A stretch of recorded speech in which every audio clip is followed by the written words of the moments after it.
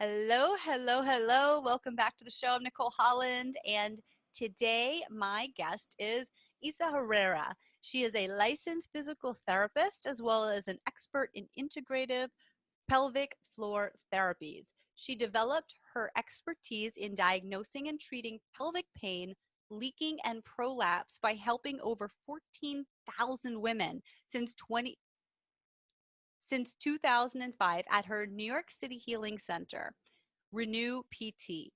Isa pioneered the use of integrative modalities like Maya massage, cold laser therapy, sound healing, and Andean energy techniques with evidence based physical therapy in ways that had never been done before. She's also the author of 5 books on the topic of pelvic floor dysfunction and pain, including the newly released international bestseller, Female Pelvic Alchemy. Isa's Isa brings all of her expertise to a global audience through her online school, incorporating exercises, self care techniques, and integrative tools to maximize female healing and professional training. After suffering from pelvic floor dysfunction herself after the birth of her daughter, Isa has made it her life's mission to help at least 1 million women overcome pelvic floor dysfunction. And it's an honor to have her here with us on the Nicole Holland Show. Hello, Isa. Hello, Nicole. Thank you so much. I'm so super excited for our conversation today.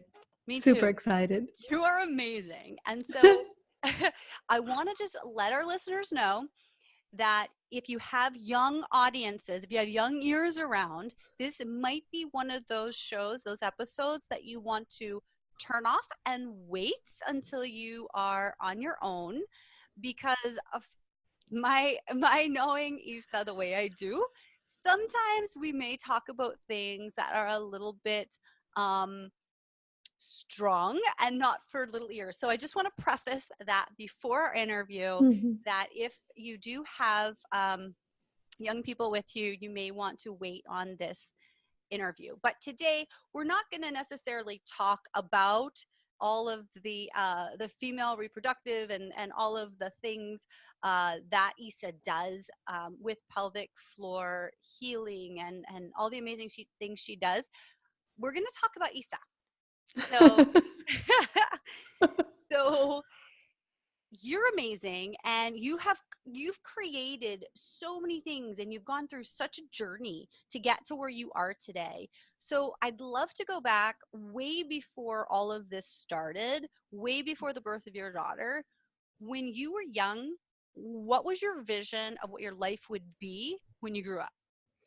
Well, from the age of 3, I knew that I was going to be a doctor.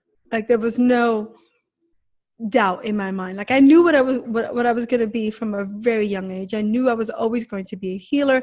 I come from a family of healers. So for me, it was never an issue like what was I going to do in my life, because I knew what my passion was at such an early age. And then I ended up going to medical school, hating it, quitting, and then starting my own physical therapy practice, which I felt was more in alignment with what I actually wanted to do. So I would say that, I always knew my passion was going to be from such a young age. I never had another idea, you know. Awesome. So you went from knowing you wanted to be a doctor, you went that route like the whole way, and then realized not so much loving Hmm. uh being a doctor. Let's do physical therapy. So what did that look like when you started out, once you decided that, and once you got your credentials? Did you just start out on your own in your own practice, or were you with other people at first? That's a great question, Nicole. Thank you so much for asking that. But when I first started out, I was working for a physical therapy center in New York City, one of the top physical therapy centers in New York City. And they had a way of doing medicine and a way of treating the women that I wasn't really in alignment with. I was like, wow, I can't do this. It just wasn't in my fabric to do the things that they wanted me to do. They were really monetizing the situation. I just felt like I wanted to help women open up themselves and really learn to heal themselves. So after 1 year being working for someone else, I said, I'm going to open up my own practice on Madison Avenue. And everybody told me, you are going to fail. you will not get anywhere. I don't know why you're doing this. The average person goes to school for 5 to 10 years before they even consider opening their practice. Have you lost your mind? And I think I did, which is a good thing. Awesome. And so, and was this before or after the birth of your daughter? This was 1 year before, after my daughter was born. So you had 1 year. already had experiences and you wanted to heal women because you mentioned women specifically. Did you always want to focus on women or was that just after your daughter's birth? No, no, I always wanted to focus on women. I was one of the first personal trainers because I'm a personal trainer for over 30 years in the Park Slope area teaching pre and postnatal exercise. So I just love women so much. I just want to do the best to help them. And so I started as a personal trainer. And then I knew that was very limited. I wasn't going to get much anywhere with that. And couldn't help them on the level that I wanted to. So then I went to physical therapy school to learn about women's health. And then I end up in physical therapy school and I learned nothing. They teach us nothing about women's health there. So it was after the birth of my daughter where I had the awakening about pelvic therapy. I didn't even know what it was really until then. And so I'm so grateful for that because, it turned my whole life around and created this passion and this destiny that it's what I'm working towards now. And I work towards that every single day. Amazing. So you opened up your practice without 5 years of schooling, and you had 1 year of experience working in the physical therapy practice for other people, realizing what they were doing was not in alignment with your path, with your mission, with your integrity. I think a lot of people can really relate to that feeling Mm-hmm. of being in a job or being in even in your own business sometimes where you just there's a disconnect and you feel like something is missing, something is wrong. So you opened up your practice on Madison Avenue, and can you remember what it was like when you first did that and you had all of the naysayers, and like how did you get your first clients and how did you make those first years work, because that's the hardest time, right?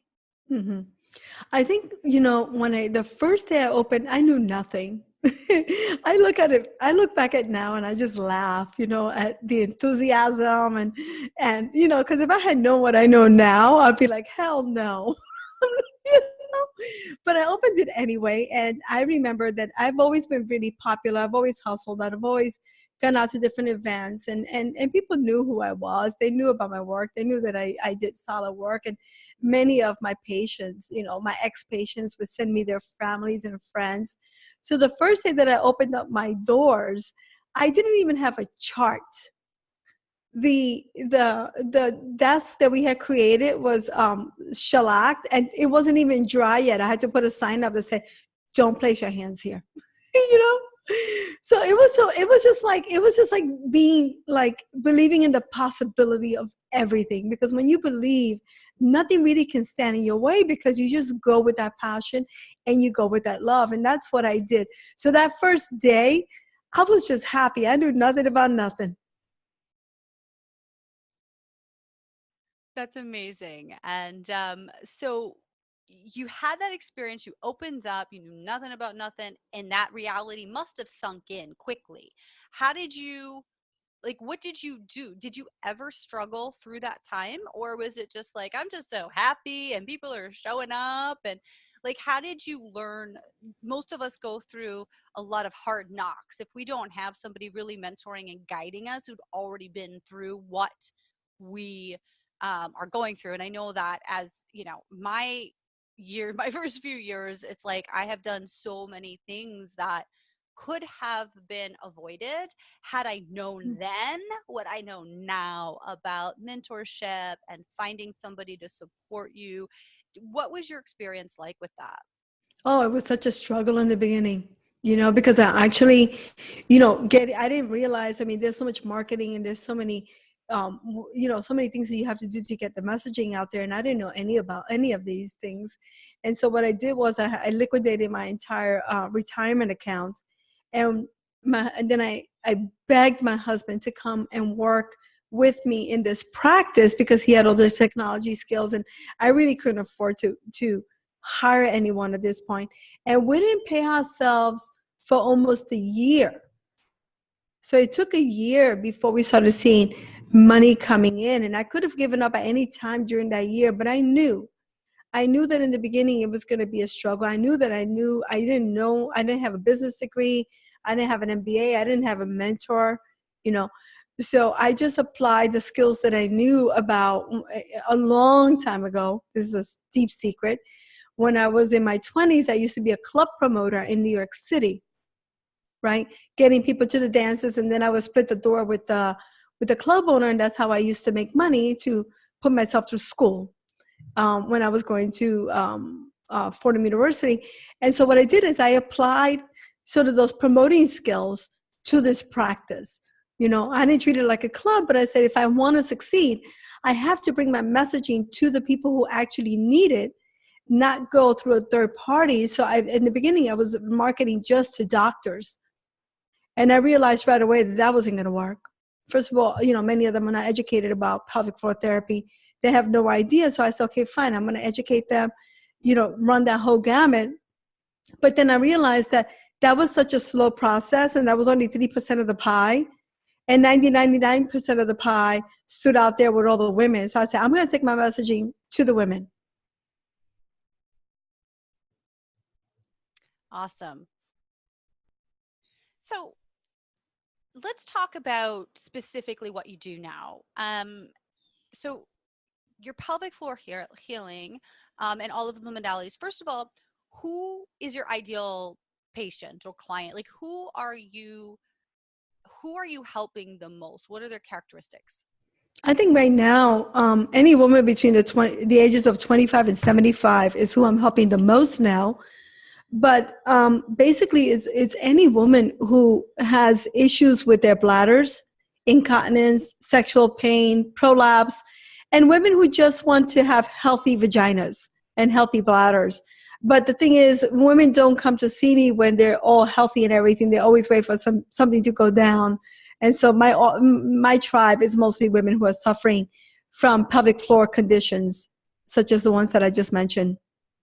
Cool. So, but any woman can come to you even if she doesn't have pain and problems, and you can help her to keep her vagina and her pelvic innards, I'm sorry, I don't know the words, healthy and well, and so that she can avoid bladder control issues, she can avoid pain. Is that correct? 100%. I wish that women would come to see someone like me or enroll in a program such as my program before things hit the ceiling, before things get bad, because then we're sort of behind the eight ball when that happens. But if we're thinking about optimizing our health and we go to the gym on a regular basis, and I'm talking the average Joe maybe goes to the gym 3 times a week and they're working out their entire body, the biceps, triceps, their core, then why are we not incorporating the most important muscles in the female body, the pelvic floor muscles, and get that optimized so that as we go through our lifespan, we're just getting better and better and better, like a delicious, beautiful wine, you know, instead of waiting for the bad to happen.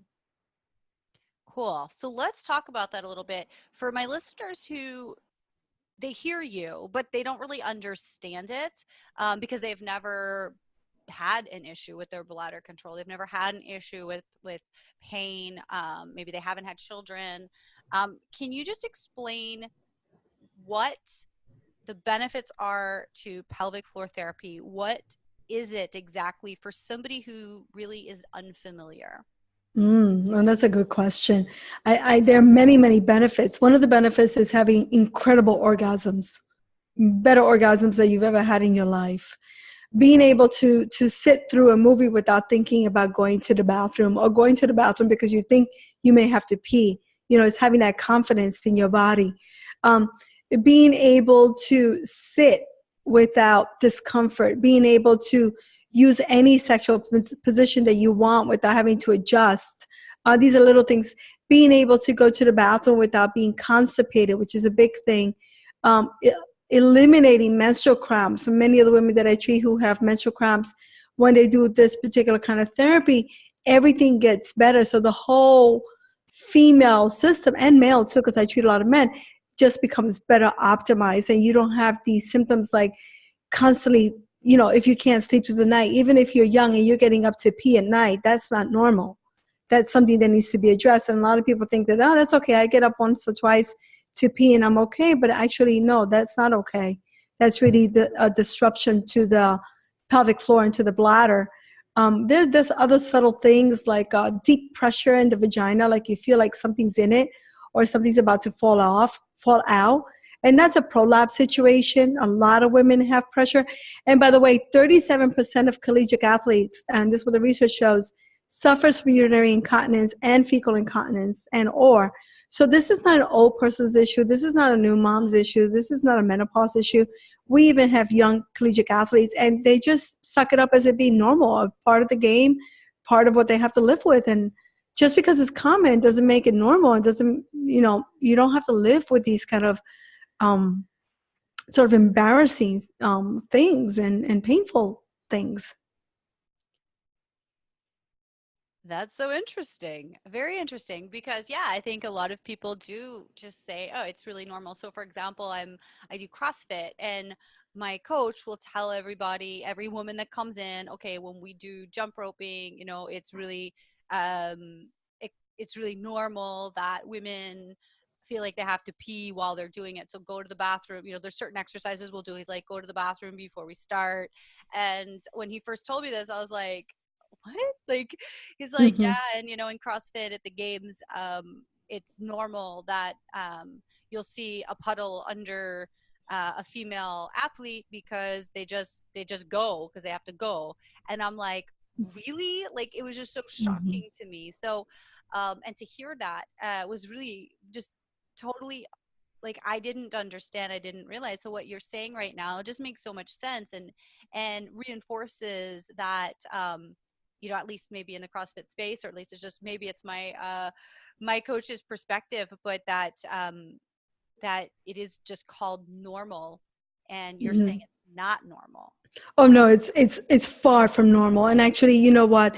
That's an old-fashioned way of thinking. I mean, I'm a personal trainer for over 30 years, and this whole thing, like you got to work out till it hurts, you got to work out till you pee on yourself. I mean, that went out with the 60s and with bell bottoms. I mean, if someone is thinking in that way, they have to sort of re-educate the way they're thinking and the way they're asking women to use their bodies. Because to ask a woman to use her body to the point where she pees on herself or something happens, then we're not addressing the real issue, the root cause of what's going on. And sometimes, women's healthcare issues get downplayed. They think of us as hysterical, emotional, or, what, suck it up. You have a little bit of pain, suck it up. Or you're peeing on yourself, get some pee-proof underwear or get the Depends, suck that up. But what I'm here to tell everybody in your audience right now, in your tribe, is that this is far from the truth. That there are natural, simple ways to heal your bladder, to heal your vagina, to amp up your orgasms with exercises. The same way that you would exercise a different body part, like your biceps, you would exercise your vagina that way and your pelvic floor muscles. And so it's really interesting that there's still that sort of undercurrent of old-fashioned thinking, work out till you pee. And if you pee, don't worry because that's okay. But what's going to happen is that gets compounded, and then the woman ends up with some other bladder issue or with a UTI. Then she takes antibiotics. Or worse, if she's doing impact exercises, she puts herself at a risk for prolapse even before before she has a baby. So she's already behind the 8 ball. Wow. Very Yeah. interesting. So I recently spoke with one of our mutual friends, and she had interviewed you, and she was very shocked about something called Kegels that she thought were strengthening, or I'm not really sure exactly what she Mhm. thought, but she told me, "Oh my gosh, I just interviewed Isa, and she just like totally blew it away explaining this thing." So I don't know what this thing is. Do you know what I'm talking about? And can you share Oh, that? Okay, what's okay. going on here, and what is the misconception that women have about Kegels, and what should they be doing instead? Okay. And this is amazing because I'm going to have a special gift for your audience about the perfect Kegel, but I'm going to address this because this is something that absolutely makes me insane. You go to your gynecologist and they say, do Kegels. You're working with your personal trainer, do Kegels. You're at Pilates, do Kegels. First of all, 25% of women don't know how to do Kegels, right? So that's a big problem. The other thing is that some women are not candidates for Kegels because their pelvic floor muscles are too tight. And so they do Kegels and then they tell themselves, well, this didn't work. I'm still having leaking. I'm still having pain. I'm doing what my doctor told me, but I'm not getting better. So they start to think that Kegels are failing them, but they're not, because a big majority of women, 1 out of 3, 30 million who have chronic pelvic pain, are not candidates for Kegels. They should be doing the reverse Kegel, which is like opening up the vagina, opening up the pelvic floor and creating more flexibility and balance before they go back and then they start to do the Kegels, right? Because if you're trying to create balance in the body, you're not going to go into something really uptight and crazy and, well, hopefully not, right? You're going to go in there with feeling receptive, feeling open, feeling like, hey, here I am. I'm going to be responsive to this exercise. So the reverse Kegel is the critical thing. And then doing the Kegel correctly is important also, right? So you have to have the yin and the yang. You have to have the balance. But what I find with women's health right now is that everybody's being given a cookie cutter approach.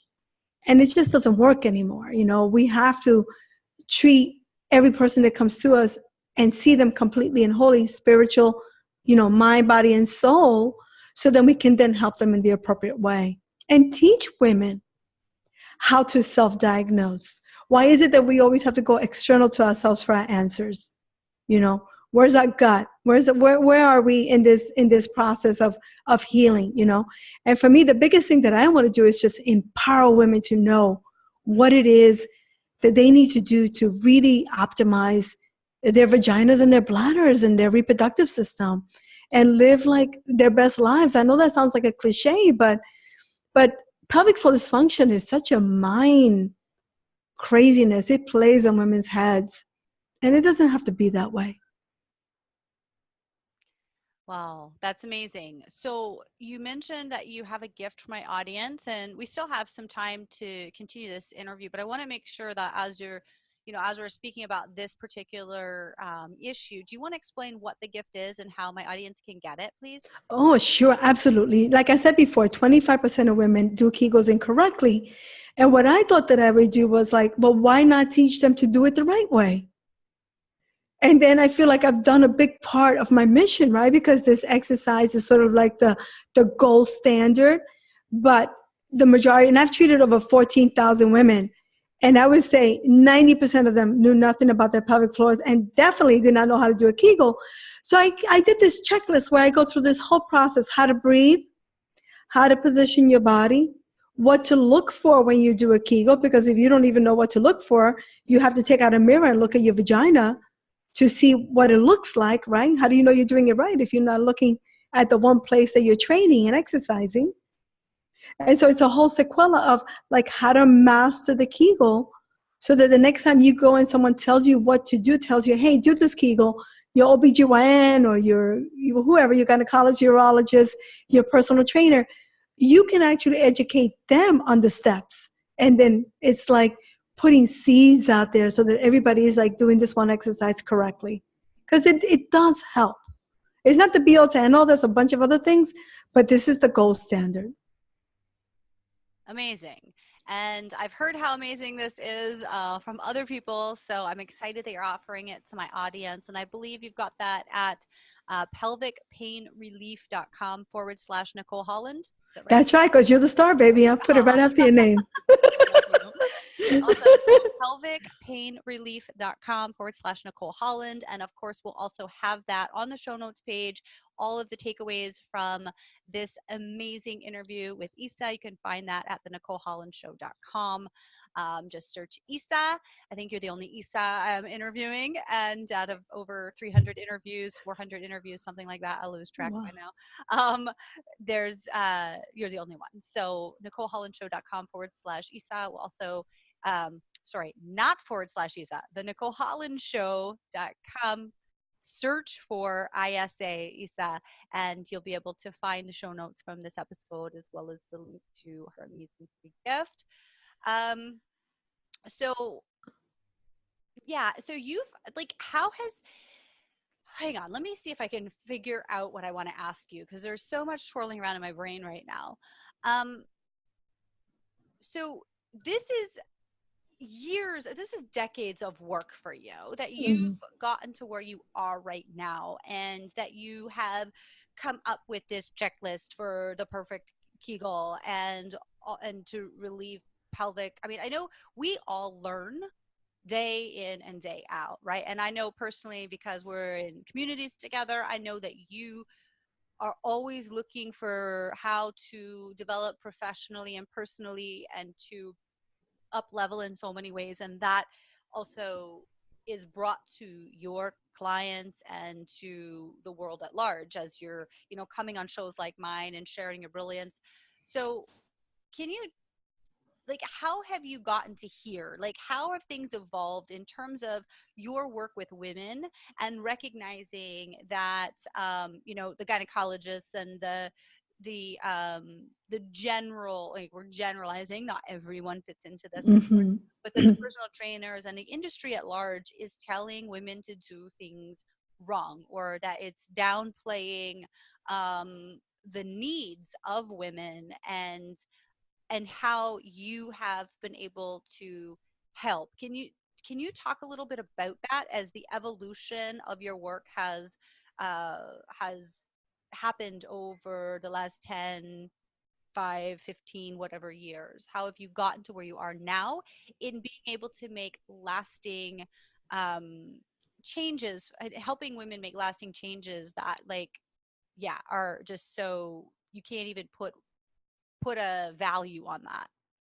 Yeah. I had a practice on Madison Avenue for 12 years, very successful, making tons of money, you know. And I woke up one day and I went to work and I had, they say you get these awakenings, you get these, certain times in your life where you can see clarity, you can see everything. And, I was making all this money and I really wasn't happy. I wasn't happy. But I love what I do. And I didn't want to give that up. And my lease was coming up and I was like, you know what? I'm on Madison Avenue. This is crazy running a practice on Madison Avenue. I'm going to take everything that I've learned, gleaned, mastered, and I'm going to put it online so that I can reach the millions of women who don't have access to this care or who don't have access to really good evidence-based, what I call evidence-based, sprinkled with a little bit of magical dust, right? Because you have to have the magic. And I said, you know what? I want to bring this more global. And I felt like being on Madison Avenue, even though to most people that would be like the BL to NO. It's like, oh my God, I'm Madison, I'm successful, I'm doing all this stuff. To me, was still thinking too small. I wanted to go big. And so, like the way I started my practice on Madison Avenue is the same way I started my online school. I knew nothing. Thank God I knew nothing, because I probably would have stayed on Madison Avenue. Online stuff is difficult. And you need to have a kick-ass mentor. So I've studied in the past year. I made it my business. It was a growing year, developing year. I studied with the top people in the industry. I say, if you want to learn, if you want to be the best that you want to be, if you have a product that you want to bring out there to the world, you got to know how to message it, how to brand it, how to launch it, how to evergreen it, And so then this year I've been to 10 masterminds, 10. All of them spectacular. Each one of them I learned something from, and I'm really grateful that I had the money and the opportunity to do that. So for me, it was like, okay, I want to grow quick. I don't have time to waste, And so say, how can I get there? I said, well, I'm going to go and seek the best. And that's what I did. I seek the best help out there. And thank God that I did, because I did make a lot of mistakes in this online process. I did. I mean, everybody goes through their growing pains, but I know more now than I did 2 years ago when I started this. And I feel like that going out there and being really proactive in my empowerment, right? Which is what I want for the women, right? For them to be proactive and empower themselves to awaken the doctor in themselves. I felt like it was a parallel experience, in a very, it's like I'm living in parallel universes. Like I'm trying to do something, but at the same time, it's the same messaging that I'm bringing out to the world. And if I don't live, what did they say? You have to be on the road. If you don't live your truth, then what kind of message are you sending out there? What are you representing? So that's how I did it. It was crazy. I love it. And it's been so much fun watching you two to up level in all these different ways. And I'm excited to continue following your journey. And again, if my audience wants to also get involved with you in some way, shape, or form, they can grab your free gift, which is the pelvic, is it the pelvic freedom checklist, the perfect cake? I'm not sure exactly what you Yeah, I'm going to give, because we started talking about Kegel, I'm going to give you the Kegel checklist because I think it's better. I have two checklists, but I love this one for your audience because we had this whole conversation. So it's the pelvicpainrelief.com/Nicole Holland, the perfect Kegel checklist. You guys are going to dig it. You're going to love it. Send me feedback. I love all kinds of feedback. And I'm so grateful, that you're into the gift and sharing it with your tribe. It really means a lot to me. Oh, I think you're amazing, and I'm so excited we've had this conversation. And before we go, do you have any final words of wisdom that you'd like to share with my audience? Those kind of last minute thoughts. I think for me, the last minute thoughts that I thought about, because you had sent me something about a quote, and I really thought about this a lot. It's like you cannot connect the dots looking forward. You can only connect them looking backwards, and you have to trust that the dots will connect in the future. When you're going through the healing journey, when you're going and you're starting a business, you just have to trust the process. You have to trust that things are going to happen in your favor, right? We're so indoctrinated into thinking and looking at only the bad stuff that happens in our lives that what I like to turn everybody around is thinking about all the good things that's happening with that pelvic healing, all the good things that are happening in your business, and to know that sometimes things happen for a reason and you don't know what that is right there. But maybe a couple of months from now, you think, yeah, that's the worst thing that ever happened to me. But it's actually the best thing that could have happened to you. Oh, I can so relate to so much of that. It's like, you're in the moment, and just also even recognizing in the moment that this is really challenging right now. This was Mm-hmm. unexpected. This is like a kick in the face, a kick in the gut. Like, oh my Mm-hmm. gosh, like, I don't have the bandwidth to go through it, or oh my goodness, whatever it is that just seems so big. I find that just ac- acknowledging it and accepting it, and just having a bit of a tantrum for a few minutes is fine, and then Mm-hmm. just going, okay, that's it, that's something. And then what I find is once I accept that, and I'm just like, it's not, I take away the charge from it, the frustration, the anger, the upset, whatever it is, like I give it a few minutes, like literally I'll give it a few minutes. And it didn't start out like that. I used to give it a lot more than a few minutes, but I've gotten to a point Mm-hmm. now where I really just give it a few minutes to just be agitated and feel all the feels. And then when I'm able to then process that and then just be like, okay, this isn't is. It's not even a thing. It's just it's this situation led to this current circumstance, and it's fine. And now we move forward. And I find that the I have found over time that the faster I can get to that point, Mm-hmm. it's like such a blessing. Everything is always, the universe works for us, not to us. And so the more I practice that in my own life and in my own business, the more I recognize the amazing fortune that comes from all of those disruptions and challenges that what I used to think were like, like a problem. Now it's like, oh, it's a gift. It's always a gift. Total wisdom, girl. Oh, I love you Total so wisdom. much. I can't wait to Total continue wisdom. continue the conversation with you, my friend. And thank you so much for being here today No, on thank this. you. I'm so honored to be on your podcast. I really love it. Thank you so much for having me. Deep gratitude for it. Thank you.